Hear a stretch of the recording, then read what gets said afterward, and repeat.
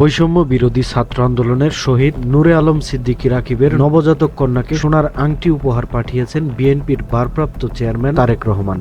মঙ্গলবার সন্ধ্যায় ময়মনসিংহ উত্তর জেলা যুবদলের নেতাকর্মীরা রাকিবের কন্যার নানার বাড়িতে এই উপহার পৌঁছে দেন।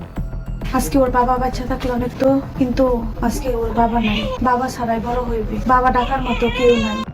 জানা যায়, গত 19 জানুয়ারি ময়মনসিংহ মেডিকেল কলেজ হাসপাতালে রাকিবের স্ত্রী সাদিয়া আক্তার একটি কন্যা সন্তানের জন্ম দেন। কন্যা সন্তানের নাম রাখা হয়েছে সাবরিনা বিনতে সিদ্দিকী। শহীদ রাকিবের সন্তানের জন্ম সংবাদ গণমাধ্যমে প্রকাশের পর তারেক রহমান নবজাতকের জন্য সোনার আংটি ও অন্যান্য উপহার পাঠানোর নির্দেশ দেন। পরবর্তীতে উপহার নিয়ে মঙ্গলবার সন্ধ্যায় যুবদলের যুগ্ম সাধারণ সম্পাদক জাহাঙ্গীর হোসেন পাপ্পুর নেতৃত্বে নেতাকর্মীরা নবজাতকের নানার বাড়ি ঈশ্বরগঞ্জ উপজেলার গ্রামে পৌঁছান। সেখানে নবজাতকের হাতে সোনার আংটি পরিয়ে দেওয়া হয় এবং পরিবারের সদস্যদের মাঝে নতুন কাপড় বিতরণ করা হয়। পাপু ভাই আসছে অনেক আংটি নিয়ে, অনেক গিফট নিয়ে, আমি অনেক খুশি হয়েছি।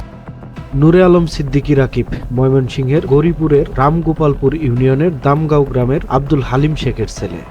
গত বছরের 12 জানুয়ারি রাকিব বিয়ে করেন ঈশ্বরগঞ্জ উপজেলার তারুন্দিয়া ইউনিয়নের পুনাইল গ্রামের শাহাবুদ্দিনের মেয়ে সাদিয়া আক্তারকে। গত 20 জুলাই অন্তঃসত্ত্বা স্ত্রীর জন্য ঔষধ আনতে গিয়ে গৌরীপুরের কলতাপাড়া বাজারে বৈষম্য বিরোধী ছাত্র আন্দোলনের সহিংসতায় গুলিবিদ্ধ হন রাকিব। সেখান থেকে উদ্ধার করে হাসপাতালে নেয়ার পর মারা যান তিনি। পরে মরদেহ হাসপাতাল থেকে নিজ বাড়ি দামগাঁও গ্রামে এনে দাফন করা হয়।